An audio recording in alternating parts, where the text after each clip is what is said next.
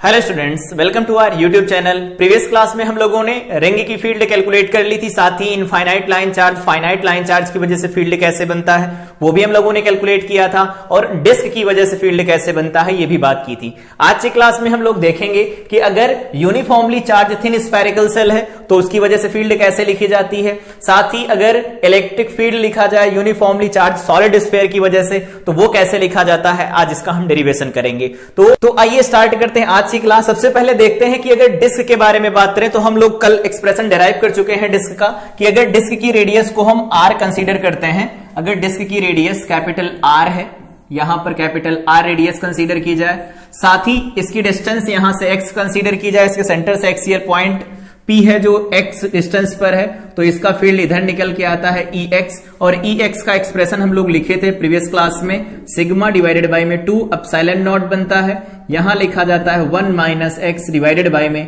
Square root over x square plus r square का square root. ये था expression. अगर हम लोग यहां से कॉमन ले लेते हैं x को, तो सिग्मा डिवाइडेड बाय में 2 एप्सिलॉन नॉट बनेगा, यहां 1 माइनस एक्स डिवाइडेड बाय, यहां x अगर कॉमन ले लिया जाए तो ये वैल्यू बन जाएगी 1 plus r square divided by में एक्स स्क्वायर, ऐसा बनेगा हमारे पास।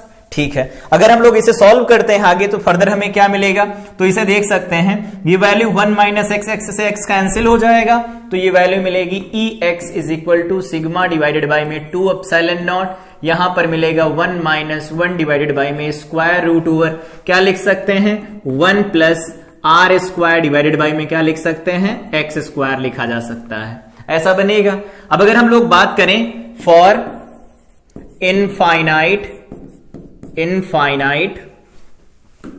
अगर हम लोग बात करते हैं इनफाइनाइट सीट की वजह से या फिर डिस्क की वजह से, कि अगर इनफाइनाइट सीट या डिस्क होती है तो क्या होगा, तो अब अगर हम लोग यहां से बात करें कि r square by x square, तो आर स्क्वायर की वैल्यू बहुत बहुत ज्यादा हो जाएगी एक्स स्क्वायर से, तो 1 plus r square by x square क्या होगा, अप्रोक्सीमेट हम r square by x square लिख सकते हैं। और अगर ऐसा लिख पाएंगे तो यहां से देखेंगे 1 डिवाइडेड बाई में r square by x square की जो वैल्यू निकल के आएगी अप्रोक्सीमेट 0 की तरफ बढ़ेगी ये, तो अगर ये 0 की तरफ बढ़ेगी, और लगा के ऐसा भी देख सकते हैं एक्स स्क्वायर पलट के ऊपर जाएगा तो एक्स स्क्वायर डिवाइडेड बाई में r square is tending to 0, तो टेंडिंग टूवर्ड 0 बनेगा, तो क्या हुआ, ये वाला जो टर्म था वो 0 हो गया, तो अगर इसकी वैल्यू लिखा जाए तो 1 से मल्टीप्लाई होगी तो सिग्मा अपॉन 2 एप्सिलॉन नॉट बनेगा। तो अगर इनफाइनाइट सीट या डिस्क होगी तो E की जो वैल्यू निकल के आती सिग्मा अपॉन 2 एप्सिलॉन नॉट निकल के आता है। यहां पर एक सरप्राइजिंग रिजल्ट निकल के आ रहा है कि अगर हम डिस्क, अगर इनफाइनाइट सीट हो या इनफाइनाइट डिस्क हो तो उसकी वजह से अगर फील्ड निकालते हैं, परपेंडिकुलर पॉइंट कोई कंसीडर किया जाए तो उस पर फील्ड बाहर की तरफ परपेंडिकुलर डायरेक्शन में होती है, लेकिन उसमें एक्स की वैल्यू नहीं आती, मतलब डिस्टेंस पर डिपेंड नहीं करती, डिस्टेंस से इंडिपेंडेंट होती है, यूनिफॉर्म फील्ड बनता है। ठीक है, आगे हम लोग बात भी करेंगे जब फील्ड लाइंस के बारे में बात कर रहे होंगे कि यूनिफॉर्म इलेक्ट्रिक फील्ड क्या होता है। फिलहाल यहां पर जो फील्ड बन रही है वो एक्स पर डिपेंड नहीं कर रही है, तो ये प्रीवियस क्लास में हम लोग डिराइव कर चुके थे, यहां पर अप्रोक्सीमेशन लेना था तो आज ले लिया। तो आज की क्लास में हम लोग डिराइव करेंगे, पहला हमारा डेरिवेशन है field due to uniformly charge spherical shell. अगर स्फेरिकल सेल है, स्फेरिकल सेल का मतलब क्या होगा, अंदर कुछ भी नहीं होगा, खोखला टाइप का होगा, तो उस सेल की वजह से फील्ड कितनी बनेगी वो कैलकुलेट करना चाहते हैं। यहां पर अगर हम बात करें इसको बहुत आसानी से कैलकुलेट किया जा सकता है अगर हम लोग यूज करते हैं गॉस लॉ, लेकिन हम गॉस लॉ अभी पढ़ नहीं रहे हैं, अभी इसके बारे में बात कर रहे हैं, तो इसे हम विदाउट गॉस लॉ यूज करना चाहते हैं, इस एक्सप्रेशन को निकालना चाहते हैं। तो सबसे पहले अगर हम इसके सेंटर के बारे में बात करें तो इसका सेंटर यहां कहीं पर होगा, और अगर ये स्फेरिकल सेल है तो बीच में कुछ होगा नहीं, तो बाहर पूरा सेल बना होगा। इसके सेंटर से हम कुछ डिस्टेंस पर एक पॉइंट कंसीडर करते हैं, इससे कुछ डिस्टेंस पर एक पॉइंट कंसीडर किया जा रहा है, ये कोई पॉइंट है, ये पॉइंट नाम दे दिया जाता है, सपोज ये पॉइंट P है, ये पॉइंट P लिख दिया गया। इस सेंटर O, ये पॉइंट जो लिखा गया है यहां पर, ये है सेंटर इसका O, इस सेंटर O से P पॉइंट की जो डिस्टेंस दे रखी है हमें, वो डिस्टेंस कितनी है अगर लिखें तो इसकी डिस्टेंस दे रखी है हमें स्मॉल r। ये डिस्टेंस कहां से है, तो ये सेंटर से डिस्टेंस दी गई है हमें, तो अगर इस सेंटर से डिस्टेंस है तो हम इसे लिखेंगे स्मॉल r से, तो यहां से लगा करके वहां सेंटर तक की डिस्टेंस है। तो अब अगर बात किया जाए कि इसकी वजह से हमें फील्ड निकालना है तो इसे कैसे मान ले, कैसे बना होगा, तो इसको हम ऐसा मान सकते हैं सेल है, बीच में कुछ भी नहीं होगा, तो इसे मान सकते हैं छोटी छोटी रिंग से मिलकर के बना होगा। और अगर रिंग से मिलकर के बना होगा तो यहां एक छोटा सा रिंग एलिमेंट कंसीडर किया जा सकता है। तो अगर हम लोग एक रिंग एलिमेंट कंसीडर करें तो क्या कर सकते हैं, यहां पर देखेंगे कि अगर एक छोटा सा रिंग एलिमेंट कंसीडर करें तो कुछ ऐसा बनेगा, देखो कुछ ऐसा बनेगा। साथ ही अगर बात किया जाए तो कुछ ऐसा बनेगा, एक रिंग एलिमेंट बनेगा ऐसा, एक डॉटेड करके बना लेते हैं। तो इधर की तरफ हम बनाते हैं, ये हमारे पास ये बन जाएगा एक रिंग एलिमेंट, ऐसा कुछ रिंग एलिमेंट बनेगा। अब इस रिंग एलिमेंट की वजह से फील्ड लिखना चाहते हैं उस पॉइंट के ऊपर, उससे पहले यहां पर कुछ जुड़े पैरामीटर्स के बारे में बात कर लें। सबसे पहले इसके रेडियस के बारे में बात करें तो यहां से लगा करके यहां तक जो होगी इसकी रेडियस होगी r। इस एंगल को हम लिखना चाहते हैं थीटा। तो यहां से देख सकते हैं ये जो डिस्टेंस बनने वाली है, ये जो डिस्टेंस बनेगी परपेंडिकुलर डिस्टेंस, इसे क्या लिखा जा सकता है, तो इसे हम लोग लिख सकते हैं, ये डिस्टेंस हमारे पास निकल के आएगी, ये r है, ये थीटा है, तो इसे लिखेंगे r साइन थीटा। तो जो रिंग कंसीडर की गई है वो क्या हो जाएगी, ये r साइन थीटा क्या होगी, रेडियस ऑफ रिंग। जो रिंग कंसीडर कर रहे हैं रिंग एलिमेंट, उसकी रेडियस बन जाएगी। साथ ही अगर बात करें यहां से यहां तक की डिस्टेंस कितनी आएगी, तो इस डिस्टेंस को हम लिखना चाहते हैं, तो ये डिस्टेंस निकल के आएगी, ये r है, तो हम इसे लिखेंगे यहां से लगा करके यहां तक के डिस्टेंस को क्या लिखा जा सकता है, इसे लिखा जा सकता है r cos थीटा। बाकी बात अगर करें कि अब यहां से डिस्टेंस कितनी बचेगी इस पॉइंट से यहां की, तो यहां से जो डिस्टेंस होने वाली है वो हो जाएगी कैपिटल R, क्योंकि कैपिटल R इस सेंटर से है, माइनस ये वैल्यू हम माइनस कर देते हैं तो ये बन जाएगा r cos थीटा। तो ये हमारे पास डिस्टेंस निकल के आई। अब अगर बात किया जाए कि अगर रिंग एलिमेंट कंसीडर किया गया है तो रिंग के एक्सेस पर कितनी फील्ड बनती है, तो रिंग के एक्सेस पर अगर हम फील्ड यहां से कैलकुलेट करते हैं तो क्या निकल के आएगा, अगर ये कोई रिंग है, ये अगर कोई रिंग है, इसके ऊपर चार्ज अगर कैपिटल Q है और इसके सेंटर से x डिस्टेंस पर एक पॉइंट लिया गया है और इसकी रेडियस a लिखी गई है, तो फील्ड क्या बनता है, तो फील्ड की वैल्यू यहां से लिखी जा सकती है इस पॉइंट P के ऊपर, जो कि इस डायरेक्शन में बनेगा Ex। तो Ex का फार्मूला हम लोग डिराइव कर चुके हैं, वो था KQX डिवाइडेड बाय में, यहां पर पावर थी 3.5, यहां इसके अंदर क्या लिखा था, तो a का स्क्वायर था, साथ ही में क्या था, x का स्क्वायर था। तो ये रिंग की फील्ड थी। तो अगर हम लोगों ने रिंग एलिमेंट कंसीडर किया है तो उसकी फील्ड का फार्मूला यूज करना पड़ेगा, तो फार्मूला यहां से हम यूज करेंगे। अब अगर बात किया जाए जो रिंग एलिमेंट कंसीडर किया गया इसके ऊपर कितना चार्ज होगा, ये चार्ज भी तो हमें निकालना पड़ेगा। तो इसके ऊपर जो टोटल चार्ज है, इस स्फेरिकल सेल के ऊपर जो टोटल चार्ज है, सपोज वो कैपिटल Q है, तो इस रिंग के ऊपर कितना चार्ज होगा वो निकालना चाहते हैं। यूनिफॉर्मली अगर डिस्ट्रीब्यूटेड होगा तो हम यहां पर सिग्मा निकाल सकते हैं। सिग्मा इज इक्वल टू क्या होगा, तो इसे लिख सकते हैं आपकी बात डायरेक्ट Q डिवाइडेड बाय में 4 पाई r स्क्वायर, ऐसा लिख सकते हैं। तो यहां से सिग्मा की वैल्यू निकल गई। लेकिन अगर बात किया जाए इसके ऊपर जो चार्ज होगा वो तो dq होगा, और dq की वैल्यू कितनी लिखी जा सकती है, तो सिग्मा इंटू da लिखा जा सकता है। सिग्मा ऑलरेडी हम लोग कैलकुलेट कर चुके हैं, जो कि है Q डिवाइडेड बाय में 4 पाई r स्क्वायर।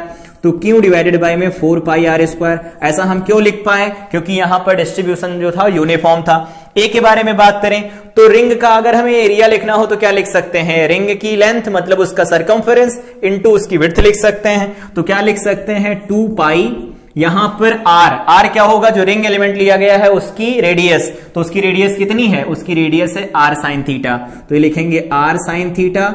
साथ ही क्या लिखा जाएगा, dr मतलब इसकी विड्थ लिखी जाएगी। तो अगर इसकी विड्थ को देखा जाए यहां ध्यान से, तो ये एंगल पूरा थीटा बन रहा है, यहां से जो ये एंगल बन रहा होगा, ये छोटा सा जो एंगल बन रहा होगा दिख रहा होगा, ये बनेगा डी थीटा। थीटा एंगल पर डी थीटा एलिमेंट की एक रिंग कंसीडर की गई, तो जो यहां इसकी थिकनेस निकल के आएगी वो कितनी निकल के आएगी, उस थिकनेस को हम यहां से लिख सकते हैं। ये थिकनेस जो बनेगी ये है r, ये है डी थीटा, तो इसे लिखेंगे r डी थीटा, लिख सकते हैं arc is equal to radius into angle, इस तरह से लिखा जाएगा। तो देखो ये हो गया 2 पाई r, मतलब उसकी सर्कमफेरेंस हो गई। साथ ही लिखना है हमें इसकी थिकनेस क्या लिखी गई है, r डी थीटा।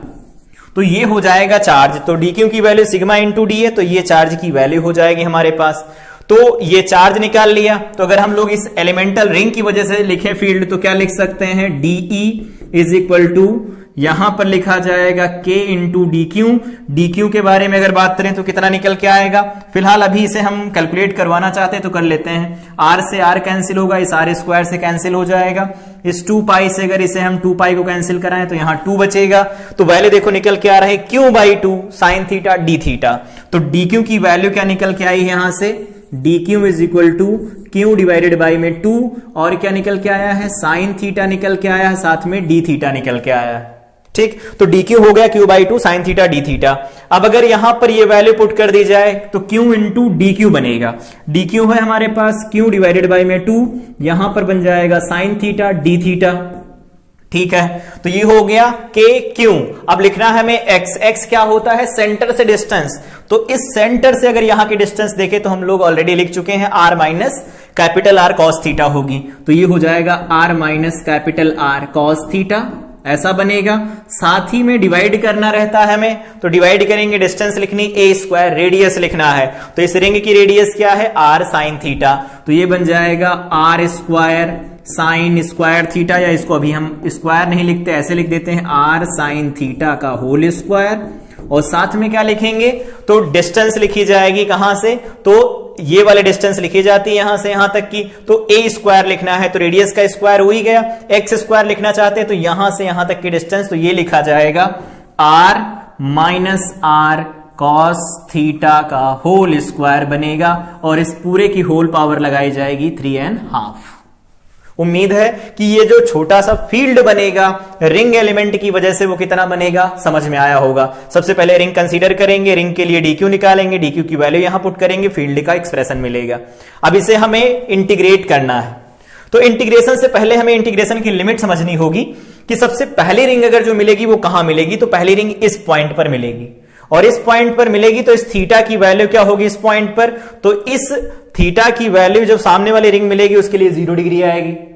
साथ ही अगर आखिरी रिंग के बारे में बात करें तो आखिरी रिंग यहां इसके बिल्कुल पीछे मिलेगी, यहां कहीं पर, तो ये एंगल क्या होगा, बढ़ता बढ़ता बढ़ता बढ़ता इधर की तरफ बढ़ेगा बढ़ेगा, जब यहां पर पहुंचेगा तो पाई का एंगल बनेगा, मतलब 180 डिग्री बनेगा।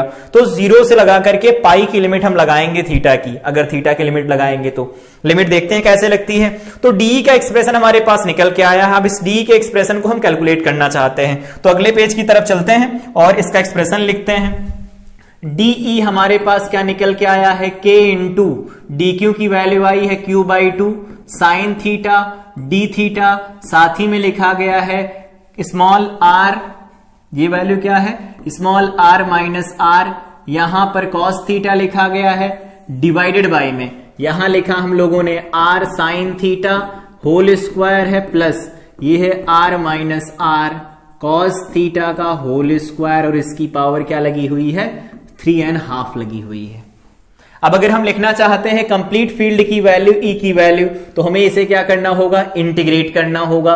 इंटीग्रेट करने से पहले हम k कैपिटल Q और 2 को बाहर निकाल लेते हैं। तो इंटीग्रेशन की limit theta, theta is equal to 0 degree से शुरू होगा, theta is equal to pi तक जाएगा।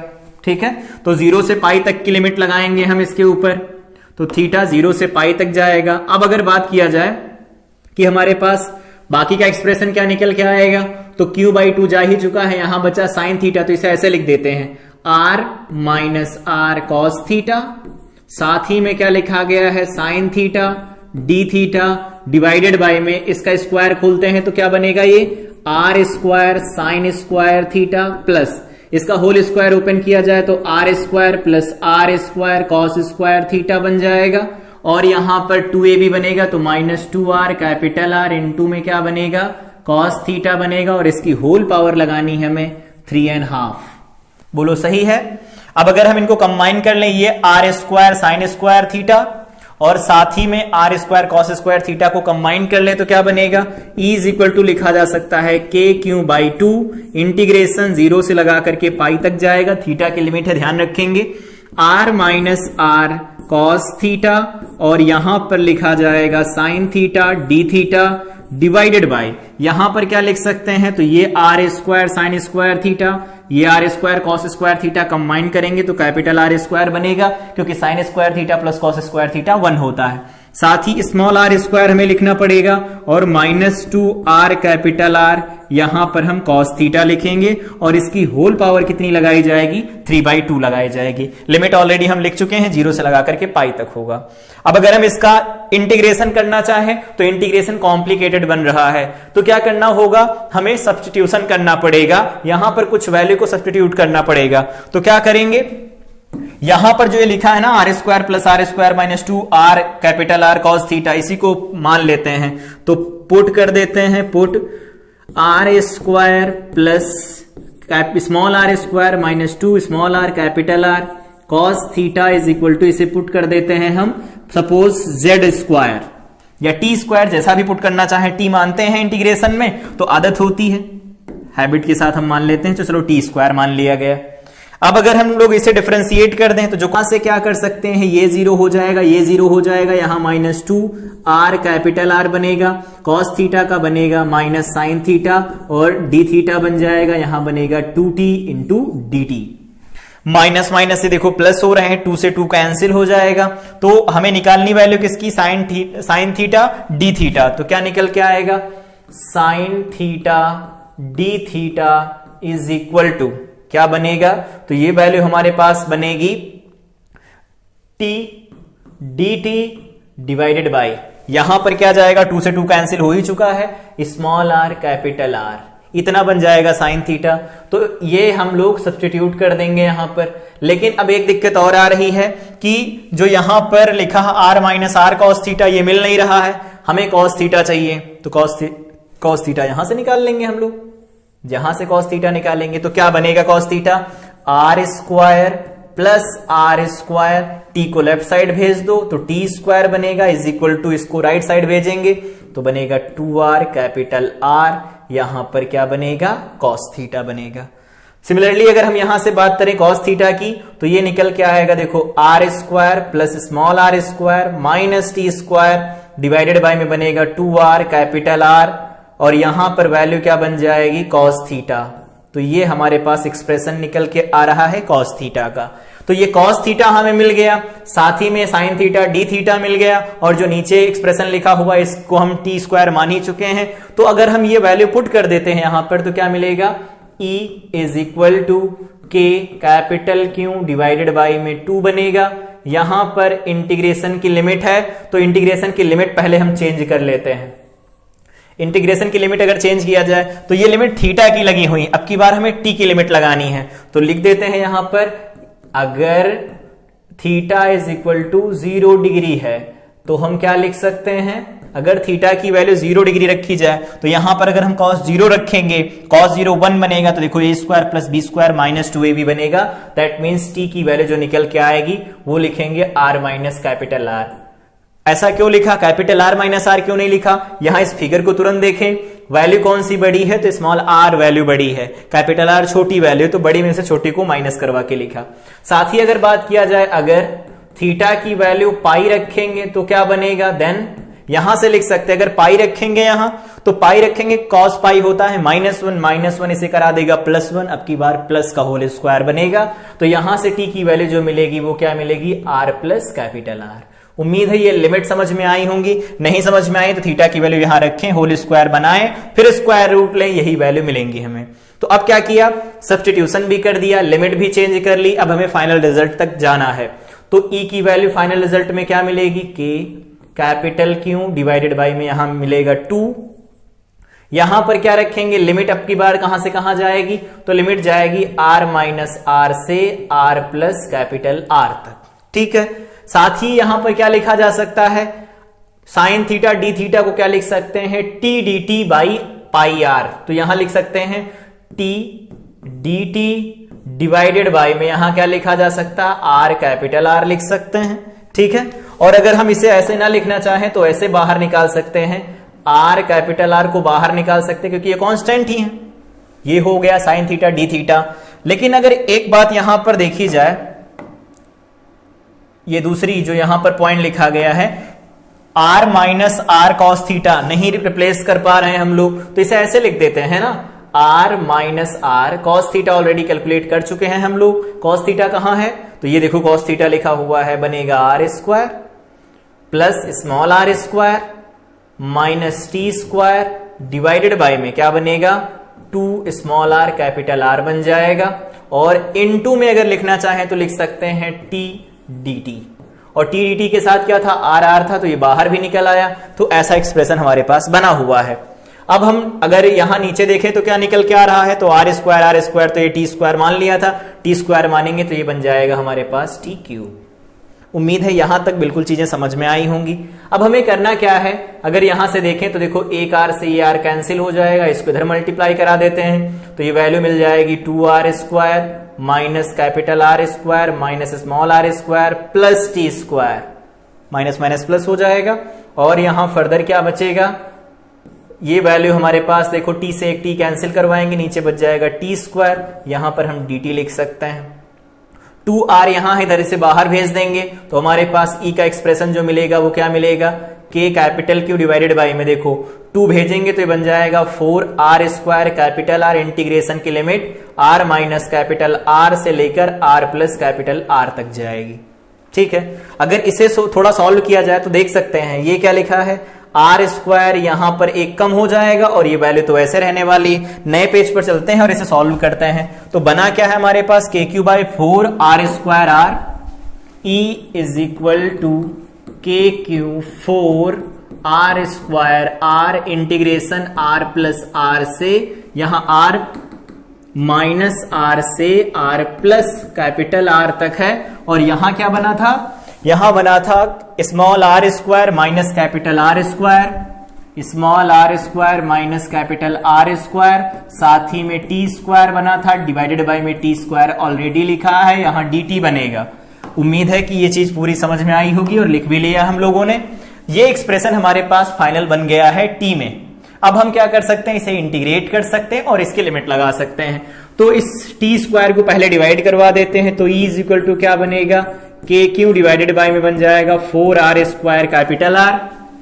साथ ही ये वैल्यू क्या लिखी जा सकती है, तो इसे हम लिख सकते हैं r square minus r square, और ये तो कांस्टेंट है ही, यहां पर हमारे पास बाहर ब्रैकेट लगा देते हैं बड़ा सा, यहां पर बन जाएगा 1 by t square D T, limit small r minus r से small r plus capital R जाएगी। साथ ही यहां पर प्लस का 1 बनने वाला है, तो अगर प्लस का 1 बनेगा तो इसे क्या लिख सकते हैं, इंटीग्रेशन dt, यहां पर क्या बनेगा r माइनस r से r प्लस कैपिटल R तक, ये बन जाएगा इंटीग्रेशन। अब इंटीग्रेट कर लेते हैं, 1 बाई टी स्क्वायर का इंटीग्रेशन माइनस 1 बाई टी होता है। अगर नहीं जानते तो x to the power n के फार्मूले से इसे इंटीग्रेट कर भी सकते हैं। 4r स्क्वायर बनता है, कैपिटल R लिखा जाएगा।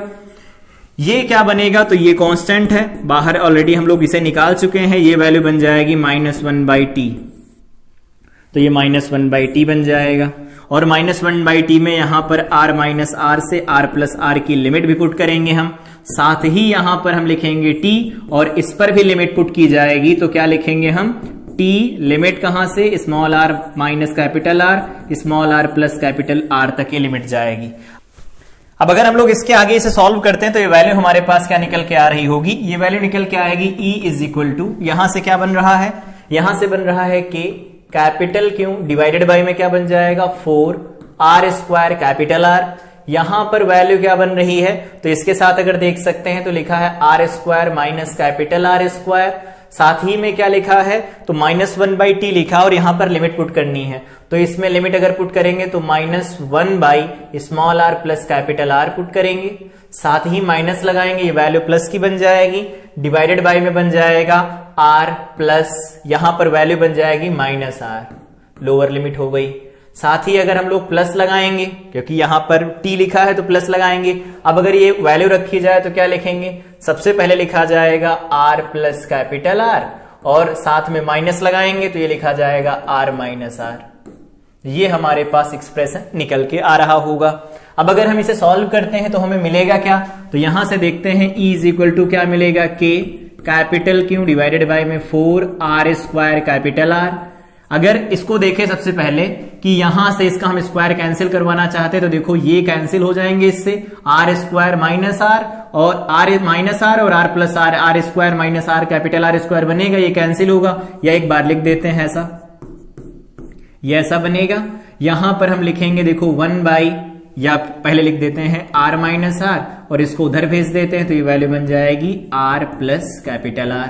बोलो सही है। यहां पर ये ब्रैकेट बंद कर देते हैं, इधर लिखा है, या इसको पहले देख लेते हैं कि कट तो नहीं रहे हैं कुछ, तो ये वैल्यू देखो कट रही है, इस r से ये r कैंसिल हो रहा, देखो यहाँ 2r लिखा हुआ है सिंपल, और कुछ भी नहीं है। फर्दर अगर इसे सॉल्व करें तो क्या मिलेगा, तो ये बन जाएगा k capital Q divided by में 4r स्क्वायर और साथ ही में मिलेगा कैपिटल R, और ये वैल्यू देखो यहां से कैंसिल होगी, अगर एलसीएम लेंगे तो इससे कैंसिल हो जाएगा, ये इधर चला जाएगा तो r प्लस आर बनेगा, minus r minus minus plus r बन जाएगा, डिवाइडेड बाई में तो कुछ बचा ही नहीं, इधर से कैंसिल करवा दिया, साथ ही में यहां आगे लिखा है 2r। अगर देखें तो देखो ये फिर से कैंसिल हो गए, 2r मिलके बनेगा 4r, तो इसे क्या लिखेंगे, E is equal to K capital Q divided by में 4r square into capital R, साथ ही में यहां पर बन जाएगा 4r।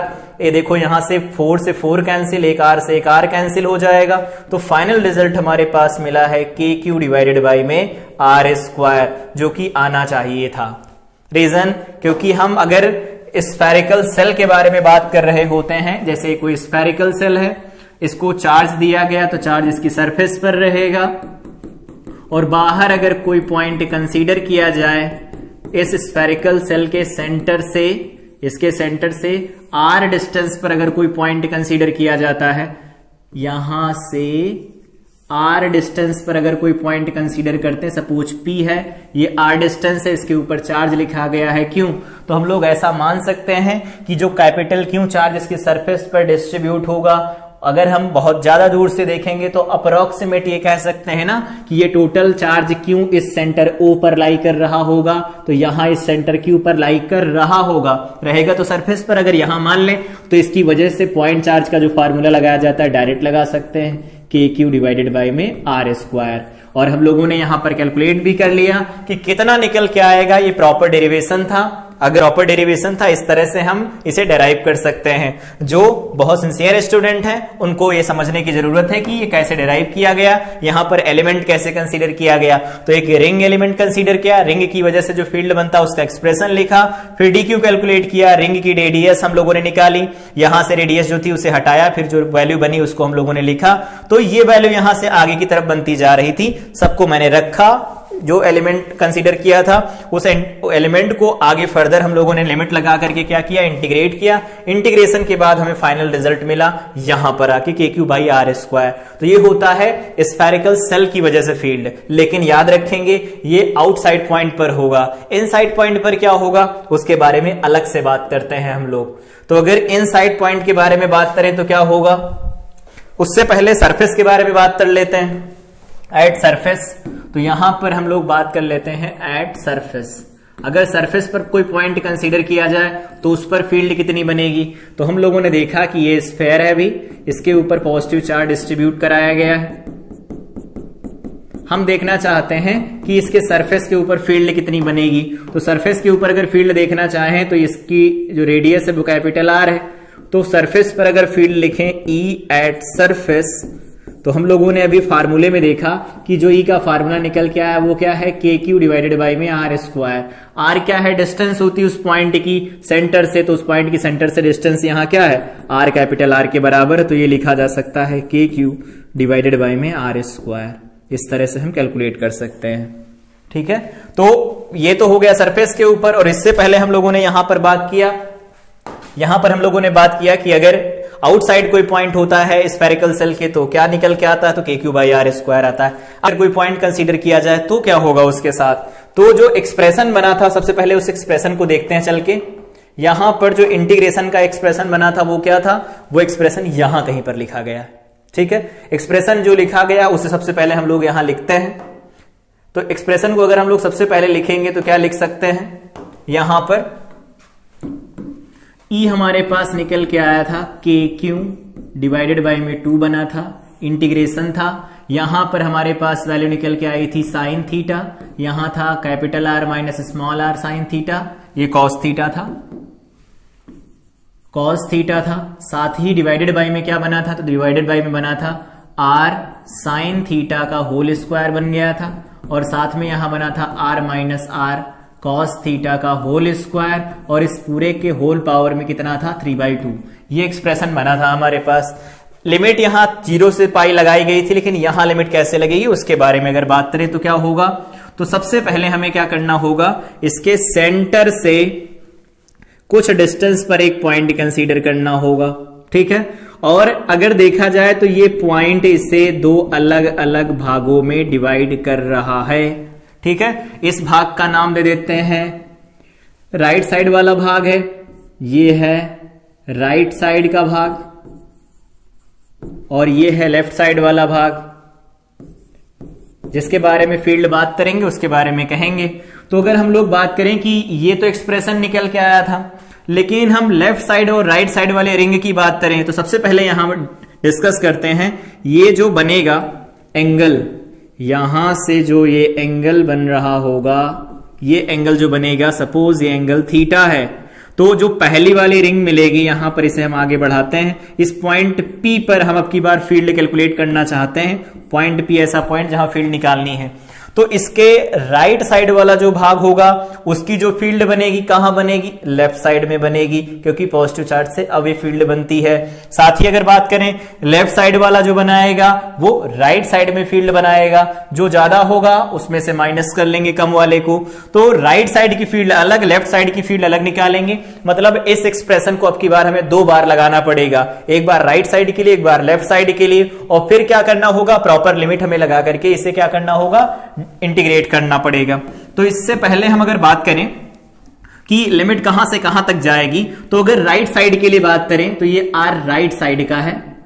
अगर इसे राइट साइड का एक्सप्रेशन मान के चला जाए तो इस पर लिमिट कहां से कहां तक लगेगी, तो यहां से यहां पहली रिंग हमें यहां कहीं पर मिलेगी, साथ में दूसरी रिंग ये जो बड़ी वाली होगी, ये जो हम लोगों ने लाइन खींची थी, इसका डायमीटर लेकर के एक रिंग बनेगी, बहुत बड़ी सी रिंग बनेगी।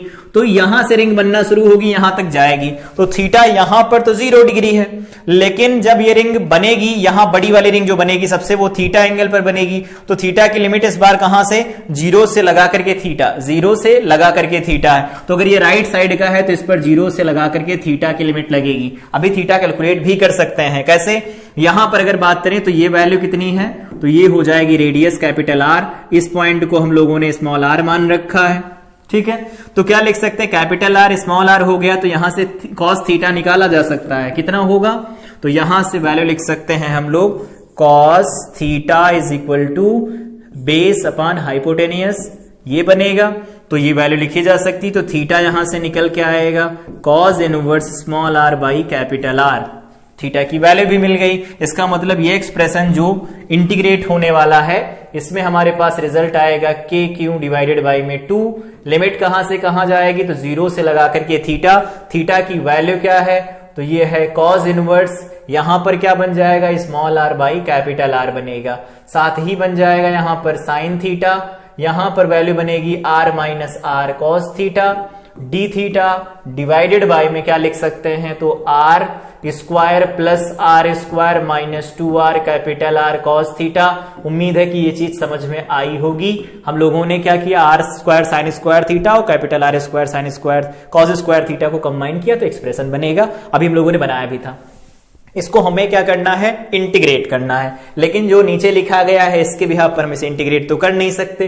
तो क्या करते हैं, इसे t में अगर बदलेंगे तो t का एक्सप्रेशन क्या था हमारे पास, यहां वापस आते हैं। तो जो t का एक्सप्रेशन बना था जिसमें t इन्वॉल्व था, वो t का एक्सप्रेशन हमारे पास यहां लिखा गया है, ये वाला एक्सप्रेशन है t का एक्सप्रेशन, लेकिन इसमें लिमिट भी t की लगेगी। तो क्या करना होगा, हमें t की लिमिट ढूंढनी पड़ेगी। तो पहले इस t के एक्सप्रेशन को हम लोग लिख लेते हैं। क्या एक्सप्रेशन है, k Q by 4r square capital R। तो ये हमारे पास वैल्यू लिखी गई है के क्यू बाई, यहां पर अगर हम लोग लिखें तो क्या लिख सकते हैं, t के इंटीग्रेशन का फॉर्म अगर हम लोग लिखना चाहें तो लिख सकते हैं e, जो राइट साइड वाला बनेगा वो क्या लिख सकते हैं, के क्यू डिवाइडेड बाई में 4 small r square capital r, integration की लिमिट टी की लिमिट लगेगी इस बार, तो टी की लिमिट कहां से कहां तक लगाएंगे, तो थीटा हमें दे रखा है, उम्मीद है कि ये चीज समझ में आई होगी। जो यहां पर लिखा गया वही तो था टी स्क्वायर, तो अगर हम यहां पर वैल्यू रख देते हैं 0, तो 0 रखेंगे तो a माइनस बी बनेगा, इसका मतलब ये वैल्यू बन जाएगी r माइनस कैपिटल आर। लेकिन इसको अब की बार हम ऐसा ना लिख करके ऐसा लिखेंगे capital R minus small r, क्योंकि कैपिटल R इस बार बड़ा हो गया है, ठीक है। और यहां पर ऊपर लिखेंगे तो क्या लिखेंगे, तो अगर ये वैल्यू पुट की जाती है टी स्क्वायर वाले टर्म में, तो अगर टी वाले स्क्वायर वाले टर्म में ये वैल्यू पुट करेंगे तो देखो कॉस से कॉस कैंसिल होगा, यहां पर रख ही लेते हैं। तो अगर हम यहां पर देखें तो ये टी स्क्वायर था हमारे पास, अगर वैल्यू रख दी जाए कि r square plus small r square minus 2r capital r, यहां पर cos थीटा बराबर में टी स्क्वायर था। अब की बार थीटा की वैल्यू हमें पुट करनी, तो ये बन जाएगा r square plus small r square 2r capital r, यहां बनेगा cos ऑफ, यहां थीटा की वैल्यू क्या है, तो ये लिखी गई है cos inverse small r upon capital r is equal to t square. साथ ही यहां से देखें cos से cos इनवर्स कैंसिल होगा, r से ये r कैंसिल होगा, यहां पर बन जाएगा देखो 2r स्क्वायर, इसमें से कैंसिल हो जाएगा, माइनस r स्क्वायर बचेगा, इसका मतलब ये r square minus r square आएगा और ये t स्क्वायर तक जाएगा। तो t स्क्वायर की वैल्यू हमारे पास ये मिली, तो t की लिमिट लगानी है तो ये क्या मिल जाएगा, r square minus small r square. तो लिमिट अब हमारे पास निकल के आ रही है capital R square minus small r square, और तो ये तो हो गई टी की लिमिट। अब अगर हम लिखना चाहें यहां से तो क्या लिख सकते हैं, यहां पर आया था r square minus r square divided by में क्या बना था टी स्क्वायर प्लस यहां पर वैल्यू बनी थी 1, ये आया था, और यहां पर हम लोग लिखेंगे dt। तो ये तो हो गया राइट साइड का। सिमिलरली अगर बात किया जाए ई लेफ्ट साइड का क्या बनेगा, तो ई लेफ्ट साइड का अगर हम कैलकुलेट करें तो क्या, ये तो रहेगा ही के क्यू डिवाइडेड बाय में 4r square capital r, integration की लिमिट। तो सबसे पहले रिंग कहां मिलेगी, यहां पर मिलेगी थीटा पर, थीटा के रेस्पेक्ट में टी की लिमिट हम लोग निकाल चुके हैं, वो क्या निकल के आई है, तो ये निकल के आई है r square minus r square का स्क्वायर रूट, ये बनेगा यहां से देखेंगे तो। अब अगर बात किया जाए अपर लिमिट कहां तक जाएगी, तो लास्ट में यहां रिंग मिलेगी और यहां पर जो रिंग मिलती है उसकी लिमिट क्या होती पाई, तो अगर हम यहां पर पाई वैल्यू पुट करेंगे तो माइनस माइनस प्लस हो जाएगा, तो ये वैल्यू बन जाएगी आर प्लस आर। और अगर यहां से हम वैल्यू लिखेंगे तो ये r square minus r square बनेगा, डिवाइडेड बाय में बन जाएगा टी स्क्वायर, साथ ही में प्लस 1 बनेगा, और इनटू में क्या होगा dt। इन दोनों को क्या करना है, इंटीग्रेट करना है, खुद ही करना है। हम लोगों ने अभी पिछले वाले डेरिवेशन में किया था आउटसाइड वाले पॉइंट के लिए, तो इसे भी इंटीग्रेट करेंगे, फिर बाद में जो ज्यादा आएगा उसमें से कम वाले को हम माइनस करवाएंगे, तो वैल्यू देखेंगे तो ई जो मिलेगा इनसाइड वो कैसा मिलेगा, तो वो 0 मिलेगा। तो इनसाइड जो वैल्यू मिलेगी वो 0 मिलेगी, सरफेस पर जो वैल्यू मिलेगी वहां पर हम लोगों ने बात किया के क्यू बाई आर स्क्वायर मिलेगी, और साथ ही अगर बात करें कि बाहर अगर कोई पॉइंट होगा तो के क्यू बाई आर स्क्वायर मिलेगी, स्मॉल आर स्क्वायर। अब अगर हम लोग इनके ग्राफ बनाना चाहें तो बनाएं, तो अगर इसका ग्राफ खींचे तो कैसे खींच सकते हैं, यहां पर हो गया ये स्फेरिकल सेल, ये है स्फेरिकल सेल जिसके ऊपर चार्ज डिस्ट्रीब्यूट करवाया गया है, ये चार्ज डिस्ट्रीब्यूट करवाया गया है इस स्फेरिकल सेल के ऊपर, पॉजिटिव चार्ज है, सपोज पॉजिटिव चार्ज है इसके ऊपर, डिस्ट्रीब्यूट करवाया गया। इसके सेंटर से हम बाहर की तरफ बढ़ रहे हैं, तो फील्ड का ग्राफ कैसा निकल के आएगा, कई बार ऑप्शनल भी पूछा गया है कि कैसा फील्ड बनेगा, तो क्या करते हैं इसके सेंटर से नीचे एक कोई लाइन बना लेते हैं और इसका फील्ड बनाना चाहते हैं, ठीक है। ये है R और इस साइड में क्या होगा, तो इसका फील्ड होगा E। तो E वर्सेस R हम ड्रॉ करना चाहते हैं। तो अभी हम लोगों ने देखा सबसे पहले कि अगर सेंटर से बढ़ना शुरू करते हैं सरफेस की तरफ, तो इनसाइड पॉइंट पर क्या होता है, फील्ड 0 रहता है, तो ये फील्ड हो जाएगा 0, ठीक है। लेकिन जैसे ही हम पहुंच जाएंगे सरफेस पर, स्मॉल r की वैल्यू जैसे ही कैपिटल R होगी, फील्ड की कुछ वैल्यू आएगी, और हम जानते हैं यहां पर फील्ड अपनी मैक्सिमम वैल्यू पर रहता है, और ये मैक्सिमम वैल्यू अगर हम लोग लिखें तो क्या होती है, E maximum value is equal to लिखा जाता है के क्यू डिवाइडेड बाई में रेडियस का स्क्वायर, ठीक है। फिर इसके बाद में क्या होगा इसके साथ, तो इसके बाद में क्या होगा, ये फंक्शन कम होने लगेगा, तो इस तरह से कम होगा ये फंक्शन, यहां E 1/r के स्क्वायर के प्रोपोर्शनल आएगा या आर स्क्वायर के इनवर्सली प्रोपोर्शनल होगा। यहां फील्ड 0 बनेगी, यहां पर मैक्सिमम बनेगी। तो ये हो गया स्फेरिकल सेल की वजह से जो फील्ड बनता है। विदाउट गॉस थ्योरम हम लोगों ने डेरिवेशन किया। कैसे डेरिवेशन कर सकते हैं इसके बारे में प्रॉपर बात की गई। अगर एक बार में समझ में नहीं आता तो दोबारा जाकर के इसे फिर से देखें और फिर जाकर के लिमिट देखें कि लिमिट कहां से कहां लग रही और कैसे लिमिट लग रही। ठीक है, उम्मीद है कि समझ में आया होगा। आगे अगर हम लोग बात करते हैं कि अगर फील्ड निकालना हो यूनिफॉर्मली चार्ज सॉलिड स्फीयर की वजह से, अब अगर सरफेस के साथ साथ में उसके वॉल्यूम में चार्ज गया होगा तो यहां पर जो स्फीयर होगा वो कैसा स्फीयर होगा, बनेगा नॉन कंडक्टिंग स्फीयर होगा ये, क्योंकि स्फीयर अगर नॉन कंडक्टिंग नहीं होगा तो इसके वॉल्यूम में चार्ज डिस्ट्रीब्यूशन नहीं होगा, सरफेस पर ही रहेगा और सरफेस पर रहेगा तो सरफेस की वजह से अभी हम लोगों ने देखा कितना निकल के आता है KQ/R²। अब हमें क्या करना है, ये देखना चाहते हैं कि इस पूरे से डिस्ट्रीब्यूशन की वजह से किसी पॉइंट पर अगर फील्ड निकालना चाहें, सबसे पहले आउटसाइड पॉइंट के बारे में ही बात करेंगे। तो आउटसाइड पॉइंट के बारे में अगर हम बात करते हैं तो क्या करना होगा, हमें एक पॉइंट कंसीडर करना होगा। तो इसके सेंटर से कुछ डिस्टेंस ले लेते हैं या इस फिगर को हम हटा करके एक नया फिगर बनाते हैं। एक फिगर ऐसा बनाया गया है, ये है हमारे पास कोई स्फीयर, सॉलिड स्फीयर है और इस सॉलिड स्फीयर के अंदर चार्ज डिस्ट्रीब्यूटेड है और हम ये बनाना चाहते हैं कि इसका सेंटर यहां कहीं पर होगा और इसके सेंटर से कुछ डिस्टेंस पर एक पॉइंट कंसीडर किया जा रहा है। तो ये पॉइंट कंसीडर कर रहे हैं हम लोग इसके सेंटर से r डिस्टेंस पर। तो इसके सेंटर से r डिस्टेंस पर एक पॉइंट कंसीडर कर रहे हैं। यहां कहीं पर एक पॉइंट है जिसका नाम हम लोगों ने P दे रखा है। सेंटर से डिस्टेंस कितनी है, r है। अब हमें करना क्या है उसके बारे में अगर बात करें तो सबसे पहले हमें ये देखना है कि आउटसाइड पॉइंट जो P है उस पर, तो सबसे पहले हमें देखना है कि जो सेंटर O इसका दिया गया है, इससे r डिस्टेंस पर जो पॉइंट P होगा उस पर फील्ड कितनी बनेगी। तो उसके लिए क्या करना होगा, हम जानते हैं कि जो अगर ये कंडक्टिंग होगा और इसके वॉल्यूम में चार्ज डिस्ट्रीब्यूटेड है तो हम ये कह सकते हैं ना कि ये छोटे छोटे स्फेरिकल सेल से मिलकर के बना होगा। और स्फेरिकल सेल का क्या होता है अभी हम लोगों ने देख लिया।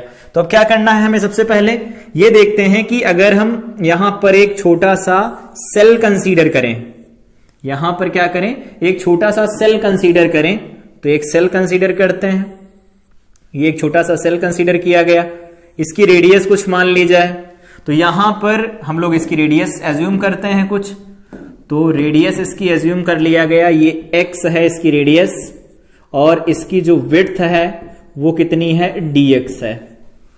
और अगर हम यहां से बात करें कि इसके ऊपर जो टोटल चार्ज डिस्ट्रीब्यूटेड है, नॉन कंडक्टिंग है तो इसके वॉल्यूम में चार्ज डिस्ट्रीब्यूटेड होगा, तो इसके ऊपर जो टोटल चार्ज डिस्ट्रीब्यूटेड है वो क्या है, सपोज कैपिटल क्यू है, स्मॉल क्यू, जो भी मानना चाहे मान लेते हैं। तो वो मान लेते हैं कितना दिया गया है, वो कैपिटल क्यू है। अब निकालना चाहते हैं वैल्यू पॉइंट P पर फील्ड की। तो सबसे पहले हम लोगों ने कंसीडर कर ही लिया, सेल को कंसीडर करते हैं। तो इस सेल की वजह से यहां पर फील्ड लिखना चाहे तो DE बनेगा। DE इज इक्वल टू लिखा क्या जा सकता है, तो लिख सकते हैं K इंटू छोटा सा DQ डिवाइडेड बाय में क्या लिखा जाएगा, तो R² लिखा जाएगा। अभी निकल क्या है, KQ/R²। K के बारे में तो ठीक है, K कांस्टेंट है ही, और DQ के बारे में बात करें तो DQ समझ में नहीं आ रहा है क्या लिखा जाए। तो इसको ऐसे समझा सकते हैं कि ये Q है, इसकी जो रेडियस थी वो टोटल रेडियस जो थी वो क्या थी, कैपिटल R थी। तो हम ये कह सकते हैं ना कि इसका जो चार्ज लिखा जाएगा या जो DQ की वैल्यू लिखी जाएगी वो क्या लिख सकते हैं, DQ इज इक्वल टू होगा रो। रो का मतलब क्या होगा, टोटल चार्ज डिवाइडेड बाय में टोटल वॉल्यूम, ऐसा लिखा जाएगा। इनटू में क्या लिखेंगे, तो इनटू में लिखा जाएगा इस स्फेरिकल सेल का वॉल्यूम। तो स्फेरिकल सेल का वॉल्यूम क्या लिख सकते हैं, तो 4/3, या फिर ऐसे इसका पहले हम एरिया लिखते हैं तो 4πr² बनेगा। इनटू में क्या लिखेंगे, तो 4πr² में ये r² न बन करके x² बनेगा, इनटू में dx बनेगा। उम्मीद है समझ में आई होगी। क्यों चार्ज डिस्ट्रीब्यूटेड है इस टोटल वॉल्यूम में, तो DQ चार्ज डिस्ट्रीब्यूटेड होगा इतने वॉल्यूम के अंदर। ठीक है, ये एरिया इनटू थिकनेस क्या हो जाएगा, वॉल्यूम बनेगा। अब अगर ये वैल्यू यहां DQ की पुट करें तो क्या बनेगा, तो ये यहां से कुछ कैंसिल करवा देते हैं, 4π से 4π कैंसिल करवा देते हैं। तो ये वैल्यू क्या बन जाएगी, तो यहां बनेगा देखो 3 और साथ में बनेगा कैपिटल Q और डिवाइडेड बाई में क्या जाएगा, तो R³ बन जाएगा। यहां पर ऐसा लिख देंगे। साथ ही हमारे पास यहां पर बनेगा ये एक्स आर स्क्वायर तो ऑलरेडी लिखा हुआ है, ये आर स्क्वायर लिख देंगे हम। और क्या बचा रह गया, तो ये बचा रह गया x square into d x. ये हमारे पास डीई की वैल्यू आई है। अब अगर इस डीई की वैल्यू को हम इंटीग्रेट करें तो क्या करना होगा, लिमिट लगानी पड़ेगी प्रॉपर। तो सबसे पहला जो सेल मिलेगा कहां मिलेगा, सेंटर के पास, और लास्ट वाला कहां मिलेगा, सर्कमफेरेंस पर। तो 0 से लगा करके कैपिटल आर की लिमिट लगाएंगे सेल के लिए, तो हमारे पास ये सॉलिड स्फीयर का फील्ड निकल आएगा। तो अगर हम लिखना चाहे ई, तो ई क्या होगा, इंटीग्रेशन होगा डीई का, लिमिट कहां से कहां जाएगी, 0 से कैपिटल आर। तो रखें वैल्यू, तो रखेंगे वैल्यू तो क्या बनेगा यहां पर के या 3k क्यू डिवाइडेड बाय में क्या लिखा जाएगा, आर क्यूब लिखा जाएगा, आर स्क्वायर लिखा जाएगा। और साथ ही में यहां पर क्या लिखेंगे, तो यहां पर लिखा जाएगा 0 से लगा करके आर, यहां बन जाएगा x square into d x. 3k capital Q divided by में बन जाएगा r cube r square into ये बन जाएगा देखो एक्स क्यूब बाई 3, और आर से 0 से आर की लिमिट रखेंगे तो ये बन जाएगा आर क्यूब बाई 3। देखो आर क्यूब से आर क्यूब कैंसिल हो रहा है, इस 3 से 3 कैंसिल हो रहा है, फाइनल रिजल्ट फिर वही मिला, के क्यू डिवाइडेड बाई में आर स्क्वायर मिलना ही था। बाहर अगर कोई पॉइंट कंसीडर किया जाएगा तो सारे के सारे चार्ज को पॉइंट ओ पर हम कंसंट्रेटेड मान सकते हैं, तो पॉइंट चार्ज की वजह से जो फील्ड बनता है उसका फार्मूला लिखा जा सकता है। तो ये आसान था, इससे पहले हम लोगों ने किया सेल के बारे में, सेल का आता है तो इसका बहुत आसानी से लिख सकते हैं। अब बात आती है इसके अंदर वाले पॉइंट पर क्या लिखा जाएगा। तो अगर हम इनसाइड पॉइंट पर हम लोग सबसे पहले चलते हैं, तो इनसाइड, एट इनसाइड, तो अगर इनसाइड पॉइंट के बारे में बात करें तो अभी हम लोगों ने यहां पर कंसीडर किया कि ये है हमारे पास सॉलिड स्फीयर जिसके ऊपर चार्ज डिस्ट्रीब्यूटेड है, और यहां पर है इसका सेंटर, यहां कोई पॉइंट पी अब की बार हम कंसीडर करते हैं। तो अगर यहां पर कोई पॉइंट पी कंसीडर किया जाए तो इसका जो सेल बनेगा वो कुछ ऐसा बनेगा, ऐसा सेल बनेगा। तो जो सेल कंसीडर किए जा रहे थे, अभी जो सेल हम लिख रहे थे, उनमें क्या होगा, कुछ सेल बाहर होंगे, कुछ सेल अंदर होंगे। तो अंदर सेल होंगे या बाहर सेल होंगे उनके बारे में अगर हम लोग बात करते हैं तो क्या बन सकता है, ये पॉइंट है हमारा सेंटर, यहां से यहां का सेपरेशन कितना दिया गया है, स्मॉल आर दे रखा है। हमें फिर से क्या करना होगा, रिंग लेनी पड़ेगी। तो रिंग लेंगे तो क्या होगा, रिंग एक छोटी सी यहां पर कंसीडर करेंगे, यहां पर एक छोटी सी रिंग कंसीडर करेंगे, एक छोटी सी रिंग हो गई, ये एक छोटी सी रिंग है जिसकी रेडियस दे रखी x, थिकनेस ऑफ कोर्स हम dx मानते हैं तो dx मान ली गई। तो इसमें इनसाइड और आउटसाइड के बारे में बात करेंगे कि जो अंदर होगा, यहां पर चार्ज कुछ बाहर है ना, कुछ चार्ज अंदर की तरफ प्रेजेंट है, तो जो चार्ज बाहर होगा वो भी फील्ड बनाएगा, जो अंदर होगा वो भी फील्ड बनाएगा, दोनों की वजह से रिजल्टेंट फील्ड बनेगा, तो दोनों की वजह से निकालना भी पड़ेगा। तो अब अगर इसके बाद हम लोग फील्ड का एक्सप्रेशन लिखें तो फील्ड का एक्सप्रेशन क्या लिख सकते हैं, यहां से देखेंगे क्या निकल के आया था। तो फील्ड का एक्सप्रेशन 3k डिवाइडेड बाय में r cube small r square, तो ये निकल के आया था E is equal to 3k divided by में था यहां पर, तो ये वैल्यू थी capital r cube small r square, capital r cube small r square, integration लगा हुआ था, इंटीग्रेशन के अंदर था एक्स स्क्वायर डीएक्स, तो यहां पर आएगा एक्स स्क्वायर डीएक्स। ठीक है, तो अब अगर हम इसको दो तरह से लिखना चाहते हैं तो ई अगर हम नेट निकालना चाहते हैं इनसाइड, ठीक है, तो ये हो जाएगा, प्लस इसको दोबारा से लिखते हैं 3k capital Q divided by में आर क्यूब, साथ में आर स्क्वायर बनेगा integration x square into d x. हम इसे दो अलग अलग केस के लिए बात करना चाहते हैं, तो ये जो निकल के आएगा, तो ये लिखना चाहते हैं जो ये पॉइंट P यहां पर हम लोगों ने कंसीडर किया गया है सेल के अंदर, मतलब ये जो सॉलिड स्फीयर है इसके अंदर, तो इसके अंदर वाला जो चार्ज होगा वो उसकी वजह से है ये field due to inside charge. ठीक है, और ये जो बनेगा इस पॉइंट P के आउटसाइड होगा, आउटसाइड पॉइंट P, तो आउटसाइड पॉइंट P जो पॉइंट P से बाहर की तरफ होगा, तो बाहर की तरफ जो चार्ज होता है उसकी तरह अंदर की तरफ कोई फील्ड नहीं बनेगा, तो जीरो एक्सप्रेशन बनेगा। तो अब अगर हम लोग इसके आगे इसे सॉल्व करें, इनसाइड वाला जो ये बनेगा कि जो अंदर चार्ज जो होगा इसके वॉल्यूम में अंदर साइड चार्ज होगा P के अंदर साइड, उसकी वजह से जो फील्ड बनेगा वो हमें अब कैलकुलेट करना बचा रह गया है। तो यहां से हम लोग क्या लिख सकते हैं, E जो इनसाइड बनेगा इनसाइड सेल की वजह से जो बनेंगे उनकी वजह से उसे लिखा जा सकता है 3k capital Q divided by में कैपिटल R का क्यूब स्मॉल r, यहां पर इंटीग्रेशन लगाएंगे x स्क्वायर dx बनेगा। अब की बार लिमिट ध्यान रखेंगे, P से अंदर जो सेल होंगे उन सबको इंटीग्रेट किया जा रहा तो 0 से लगा करके स्मॉल r तक लगाएंगे लिमिट, तो ये 0 से लगा करके स्मॉल r तक लिमिट जाएगी। फर्दर अगर इसे सॉल्व करें तो 3k कैपिटल Q बन जाएगा और डिवाइडेड बाय में क्या बनेगा, तो डिवाइडेड बाय में बनेगा r क्यूब, r बनेगा, साथ ही में यहां बनेगा r क्यूब बाई 3, डायरेक्ट लिख देते हैं। इंटीग्रेशन क्या होगा x स्क्वायर बाई 3, तो यहां लिख देंगे r क्यूब बाई 3।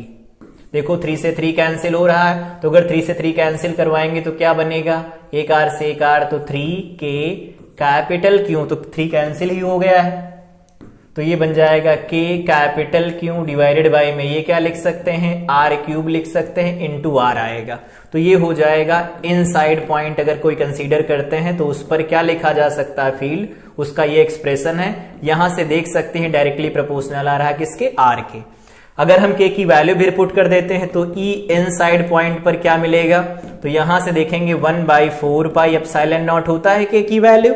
साथ ही में हम यहां पर लिखेंगे Q, तो Q की वैल्यू कितनी लिखी जा सकती है, तो इसके लिए अगर हम लिखें तो Q इज इक्वल टू लिखा जा सकता है रो इनटू एरिया, एरिया वॉल्यूम बनेगा, वॉल्यूम होगा 4/3 पाई r क्यूब।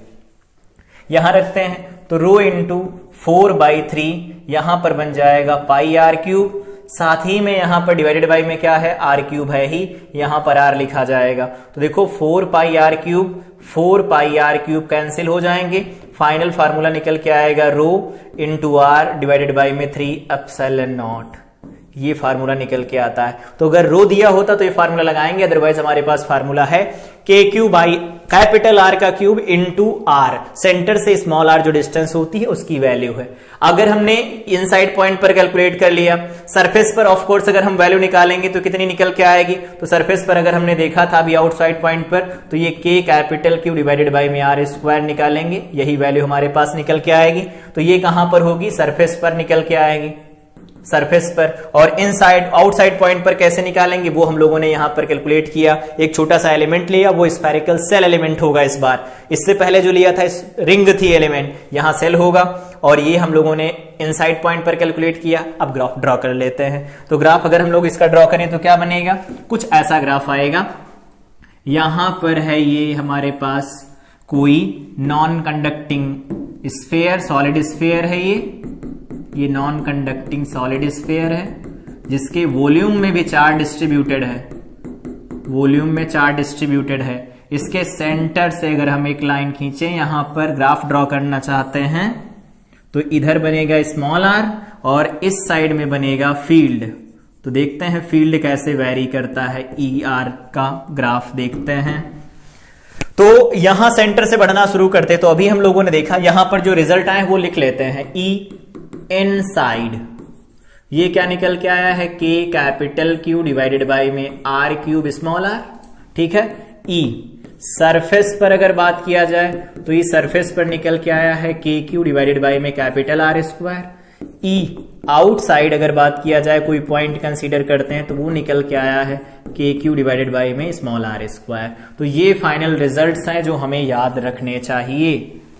अगर इनको यहां पर लेकर के आए तो इनसाइड ये वाला एक्सप्रेशन काम करेगा। देखो E डायरेक्टली प्रोपोर्शनल आ रहा R के, तो अगर E डायरेक्टली प्रोपोर्शनल होता R के तो इसका ग्राफ क्या बनता है, straight line passing through origin. अब ये वैल्यू क्या होगी, मैक्सिमम होगी। मैक्सिमम कहां पर होगी, तो at small r is equal to capital R पर ये वैल्यू अपनी मैक्सिमम वैल्यू को गेन करेगी, और इसकी जो मैक्सिमम वैल्यू होगी वो सरफेस पर मिलेगी। तो के क्यू डिवाइडेड बाय में क्या लिख सकते हैं, R स्क्वायर लिख सकते हैं, ठीक है। इसके बाद में अगर बात करें तो कैसा एक्सप्रेशन बनेगा, तो आउटसाइड के लिए के क्यू बाई R स्क्वायर। तो यहां पर जो E था वो डायरेक्टली प्रोपोर्शनल था R के, यहां कांस्टेंट था। इसके बाद जो यहां का बनेगा कुछ ऐसा एक्सप्रेशन बनेगा, यहां पर ये R स्क्वायर के इनवर्सली प्रोपोर्शनल आएगा। उम्मीद है दोनों ग्राफ, अगर नॉन कंडक्टिंग होता है सॉलिड स्फीयर तो उसके लिए ग्राफ इस तरह से खींचा जाता है, अगर स्फेरिकल सेल होता है तो उसके लिए हम लोगों ने ग्राफ अभी ड्रॉ किया, वो कुछ इस तरह का ग्राफ बनता है। यहां पर ये है ग्राफ उसका, ये ग्राफ है। अगर ये सेल है तो ग्राफ ऐसा बनेगा, अंदर फील्ड 0 रहता है, बाद में फील्ड 1/r स्क्वायर के साथ में कम होता है। लेकिन यहां पर क्या था, इससे पहले जब हम यहां पर बात कर रहे हैं, यहां पर अगर बात करें इस ग्राफ से, तो इस ग्राफ में देख सकते हैं अंदर से बाहर की तरफ बढ़ रहे होंगे तो फील्ड लीनियरली बढ़ रहा होगा आर के साथ में, और बाकी जब सरफेस पर पहुंचेंगे तो मैक्सिमम होगा, फिर घटने लगेगा। तो ये आज के क्लास में हम लोगों ने कवर किया कि अगर यूनिफॉर्मली चार्ज स्फेरिकल सेल हो या फिर यूनिफॉर्मली चार्ज सॉलिड स्फीयर होगा, ऑफ कोर्स नॉन कंडक्टिंग होगा, तो उसकी वजह से फील्ड कैसे कैलकुलेट की जाती है। काफी बड़े डेरिवेशन थे, इनको हम लोगों ने डेराइव किया। अगली क्लास में फील्ड के कुछ क्वेश्चन सॉल्व करेंगे, फिर उसके बाद में फील्ड के बचे कॉन्सेप्ट को डिस्कस करेंगे। तो इस क्लास को तब तक के लिए रिवाइज कर सकते हैं। इनके डेरिवेशन को अगर एक बार समझ में नहीं आते तो बार बार इन्हें देखें और करने की अपने आप कोशिश करें। तो मिलते हैं अगली क्लास के